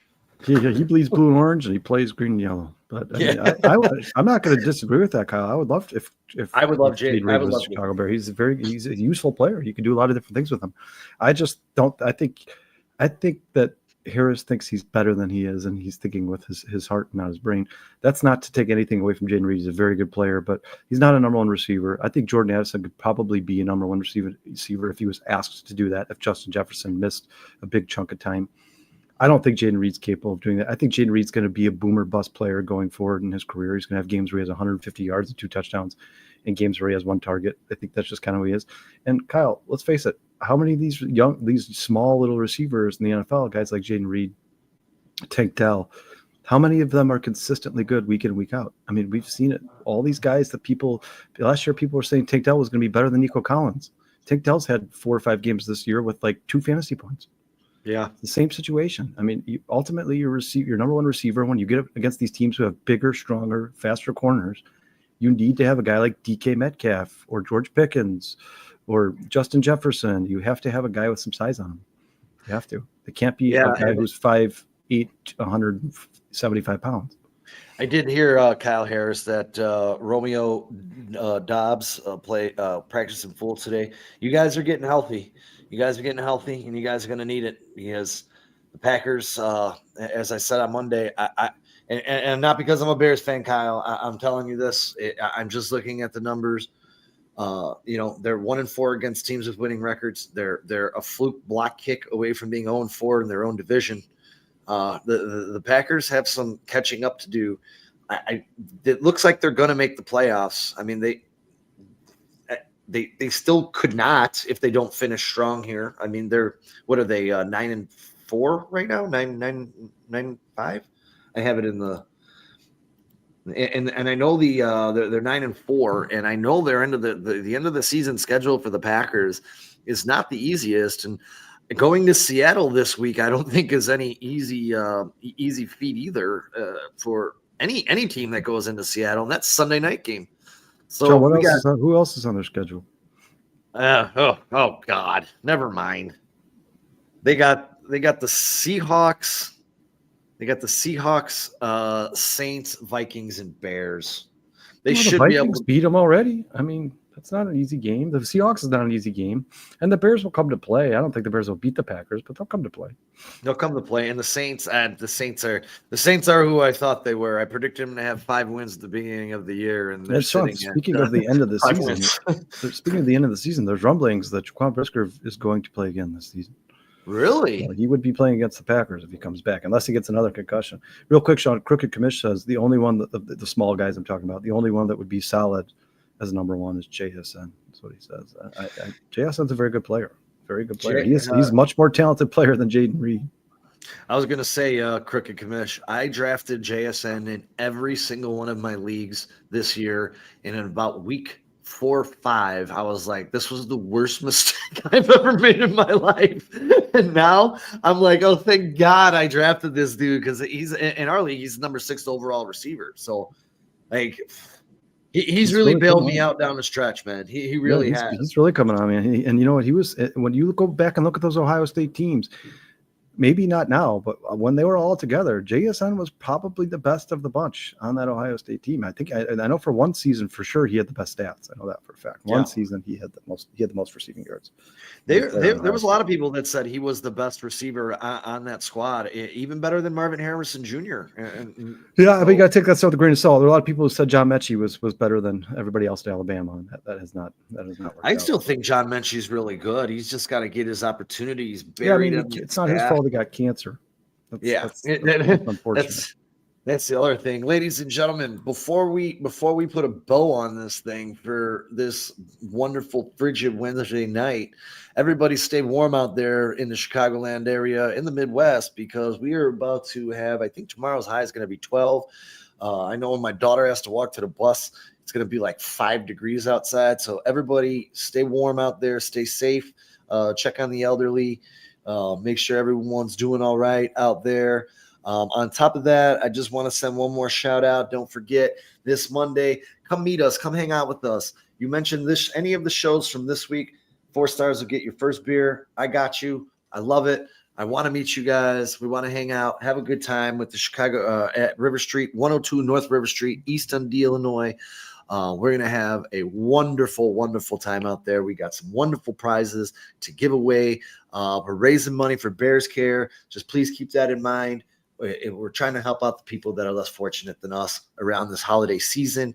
And I believe, did you hear anything about the big and thank you, Crooked Commish, man. We really do appreciate that, man. That's much love, man. Thank you. Have you heard anything from Big Fudge Breaks about the football, Kyle, that's possibly coming up on Monday? He told me we haven't really talked about it since, but I know if I see him at some point this week, which I'm probably going to, if I bring it up to him again, I'll be there. I don't know if it's a football or a helmet, but it's signed by a good chunk of the Bears offense. And I know he was talking about donating that to our event here on Monday. Like we said, guys, the 50-50 raffle, that all goes to Bears Care charity. The 50% that the restaurant keeps goes to Bears Care charity. So just trying to help people out this holiday season. And I hear Ron says 47 here in Pennsylvania and rainy. So, yeah. Hey, we appreciate you tuning in from a different state, Ron. That's awesome. Yeah. Thanks. Crooked Commish, appreciate your subscription. We will definitely come check you out. I promise. Oh, hell yeah. Subscribe to your show, man. Always down to listen to Bears talk. Yeah, and he said he said his show is Monday. He has a fantasy show Monday night. He does Monday night fantasy show. He does. I think it's a Bears show. Breaks down the Bears Monday night. He breaks down the Bears Monday night, and then he does. I'm trying to find 2-hour show.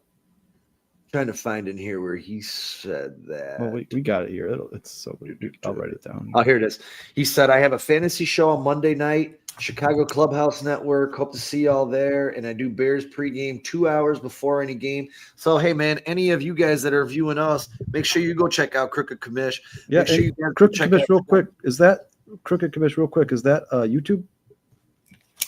If you're still on, let us know. And don't forget to check out CSP. Brandon Trax Hyatt. He's got a lot of things going on.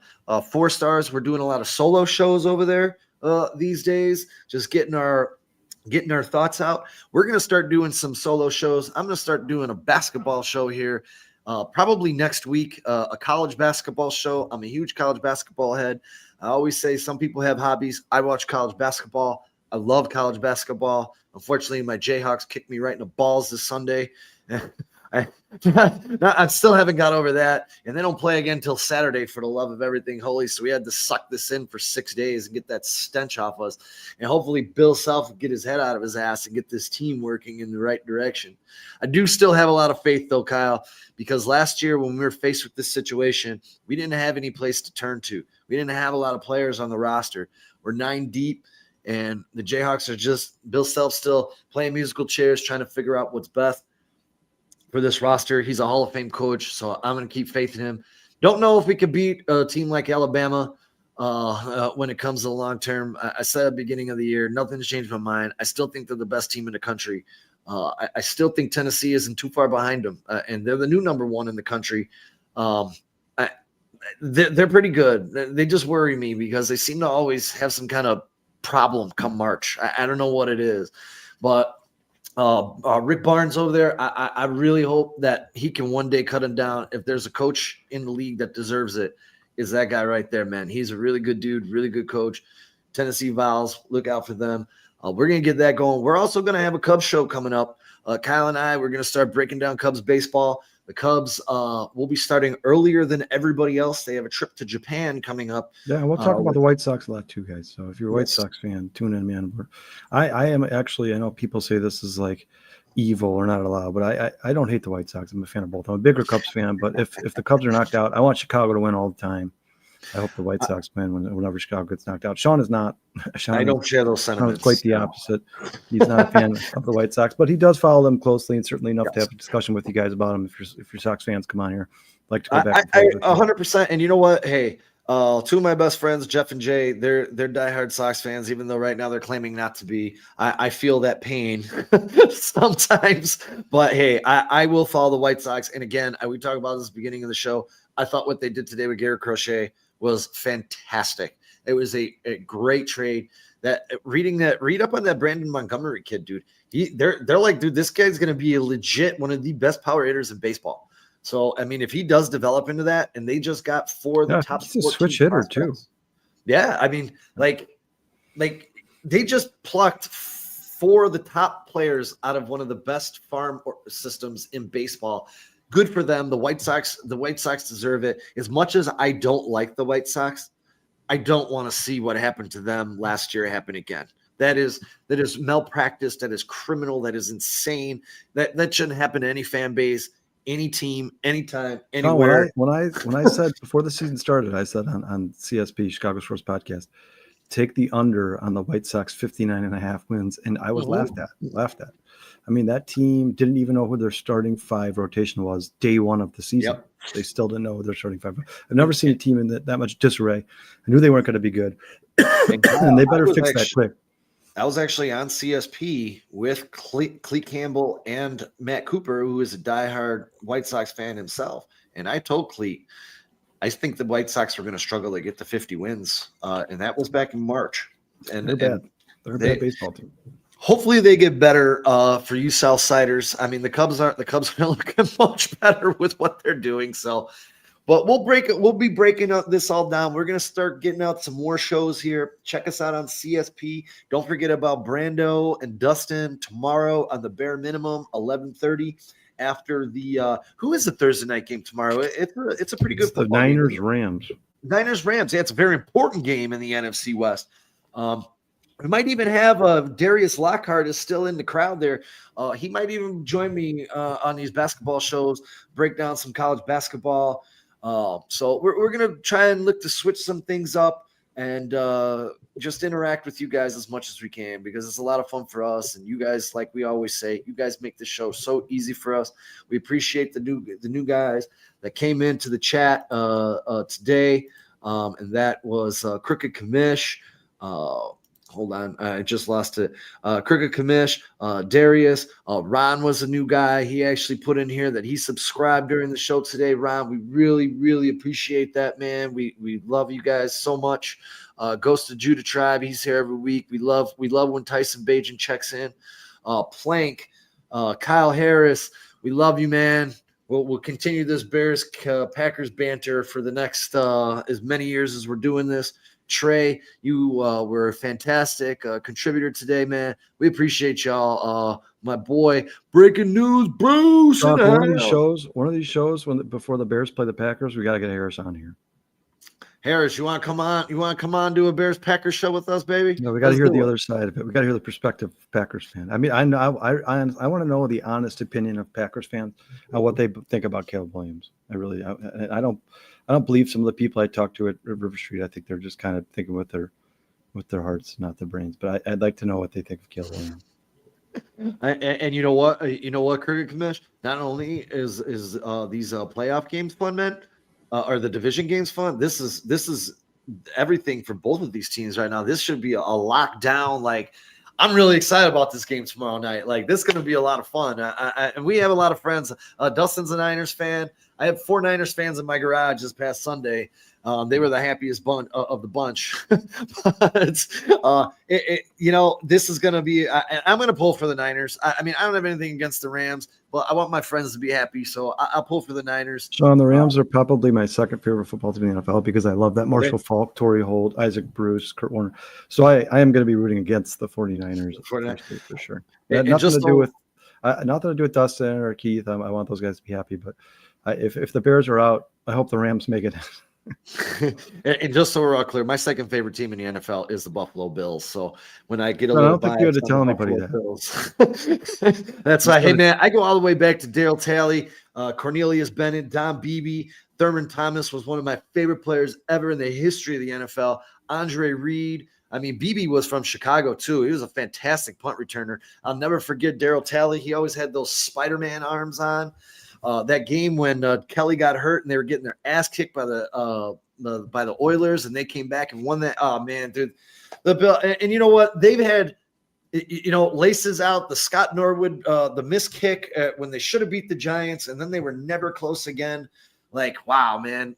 I hope the Bills can pull this out because their fans are awesome, man.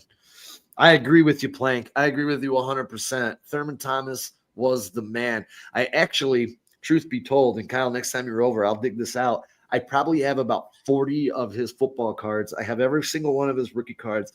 I absolutely grew up a Thurman Thomas fan. I love that dude so much. No, that'd be my Marshall Faulk, or even because I've always liked the Rams. I've always kind of paid attention to them. I really liked Steven Jackson. I really liked Todd Gurley. The Rams had a lot of great players there for a long time. They did. They were a fun team to watch, man. They've been a fun team to watch for the last 20 years. I mean, since and the late 90s, 25 years.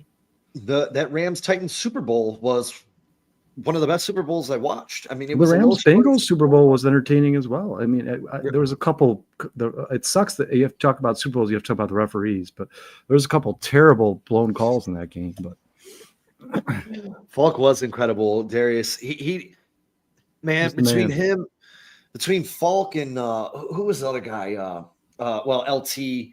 Falk. I mean, we were blessed in that age with some of the best guys that we. Terrell Davis. Terrell Davis was playing. Terrell Davis. Sean, speaking of the Bills, I saw a crazy stat. Ron, you're sitting on a fortune, buddy. I saw a crazy stat today that Josh Allen has more rushing touchdowns than Terrell Davis did in his entire career, dude. No way. Yeah, dude. He does. He does. So I don't root against the Denver Broncos. The other half of my family is from Inglewood, Colorado. I got a big chunk of my life. We used to do family vacations here, Chicago, Inglewood. So I have a lot of love for the Broncos, and they beat the Packers in the Super Bowl, which John Elway is one of my favorite players as well.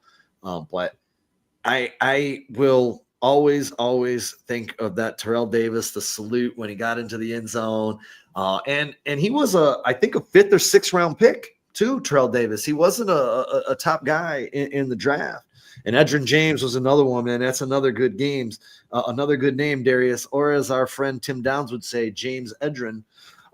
Edgerrin James was another one, man. My Miami product. I'm pretty sure, right, Darius? You got to go through this list, Sean. Josh Allen on Sunday passed up a lot. O.J. Simpson, he passed up O.J. Simpson for rushing touchdowns. Passed up Terrell Davis for rushing touchdowns. Josh Allen is going to be, when he retires from the NFL, he's going to be one of those guys that some of his records will probably never, ever, ever be broken. Kind of like guys like Michael Jordan, guys like Wayne Gretzky. Some of his records will probably never be touched. And I just want everyone to remember, after 2 years in the league, everyone was calling Josh Allen a bust. Mm-hmm. If people want to go back, there's articles. You can Google articles about him being a bust. Definitely not a bust. It's time, it's development, and it's patience. And that's what we're preaching with Caleb Williams, Mr. Judah Tribe. Time and patience. He's going to figure it out, and he continues to figure it out late in games. We just got to get him. We just got to get him going early. Start churning that wheel in the first quarter. What a consummate professional that guy is. I don't know if you guys saw the footage that came out from Sunday's game, but Fred Warner was kind of picking on Caleb Williams all game, kind of trying to get him out of his head a little bit, picking on him. And at the end of the game, Caleb Williams walks up to him and says, "You're a great player, man. It's fun to watch. Yeah, it's fun to play against you." Walks away. I mean, the consummate professional, man. Did you hear Caleb Williams? Did you hear Caleb Williams comment on that one tackle where he ducked under him? He goes, "Dude, I dunked because I thought he was going to kill me." Yeah. He's like, "I didn't see you coming. He's like, "I turned around and you were there." Fred Warner's a stud, man. Yeah, he is. He's 2-0 on a broken ankle, Sean. That's crazy. Hey, man. Right, guys. Ron, Darius, Ant Mass, Plank, Kyle Harris, Liz, the Ghost Judah Tribe, Crooked Commish, of course. Obviously, we appreciate new listeners all the time. Darius, you got to come on the show soon. I think Sean and Darius are planning on some college basketball stuff. Breaking news, Bruce. Sean, who am I missing? I know I'm missing somebody in here. Obviously, Brennan Trax Hyatt, who did you get Plank? Is the reason that we do this. Trey, we always appreciate when Trey joins us.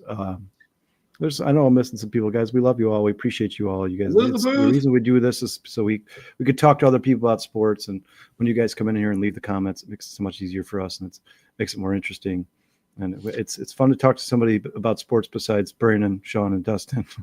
So you got that guys right on here, man. And if you guys are in the area, please come out to even if you don't mention 4-Star Chicago Sports, just come out to River Street on Monday, and we'll buy you guys a beer, man. Yeah, absolutely. Darius says he's ready when we are, so we're gonna get this going, man. I'm gonna be in contact with you, Darius. We're gonna get this. college basketball thing going. This week's have been a little screwy for me.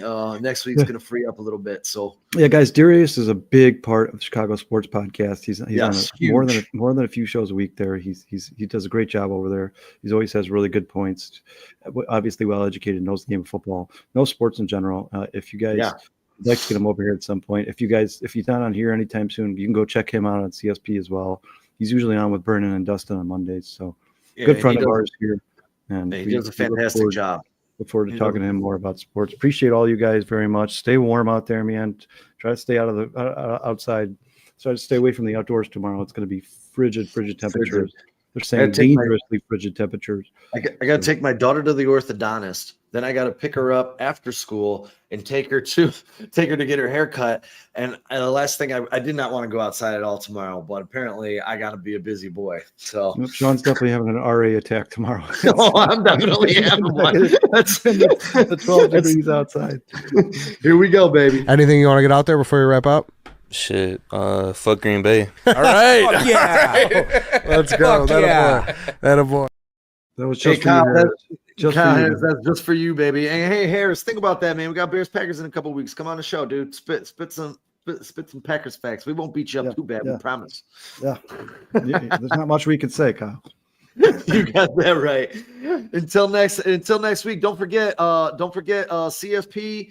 We got some solo shows going on over there. Dustin and Brandon tomorrow night at 11:30, right here on 4-Star Chicago Sports. Darius, Brandon, and Brandon and Dustin will be back on Monday nights on CSP. We'll be back at River Street. Actually, they won't be on this Monday because we're going to be live at River Street, so there won't be 4 Stars on the show. I don't think anyone's going to be watching because everyone's going to want to watch the Bears anyways. So until next week, we'll catch up with y'all. We love y'all. Stay safe out there. And thank you everyone for your contributions. We greatly appreciate it. Bear down, everybody. Yeah, bear down, guys.